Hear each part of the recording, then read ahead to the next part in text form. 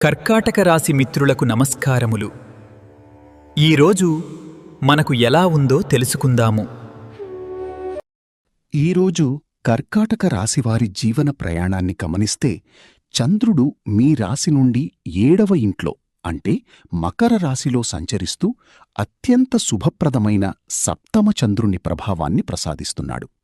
దీనివల్ల సామాజికంగా గౌరవం పెరుగుతుంది, జీవిత భాగస్వామితో అనుబంధం బలపడుతుంది మరియు వ్యాపార చర్చలు సఫలమవుతాయి. నూతన పరిచయాలు లాభిస్తాయి. నక్షత్ర బలాన్ని పరిశీలిస్తే పుష్యమి నక్షత్రం వారు సాధనతార ప్రభావంతో తమ పట్టుదలతో వృత్తిపరంగా లాభదాయకమైన ఫలితాలను అందుకుంటారు. ఆశ్లేష నక్షత్రం వారు ప్రత్యక్తార ప్రభావం వల్ల కొంత అప్రమత్తంగా ఉండాలి. ముఖ్యంగా ఇతరులతో సంభాషించేటప్పుడు అపార్థాలకు తావివ్వకుండా చూసుకోవాలి. అయితే పునర్వసు నక్షత్రం 4వ పాదం వారు మాత్రం నేడు నైధనతార ప్రభావం వల్ల అత్యంత అప్రమత్తంగా ఉండాలి. ముఖ్యమైన పనులు, ప్రయాణాల విషయంలో జాగ్రత్త వహించడం శ్రేయస్కరం.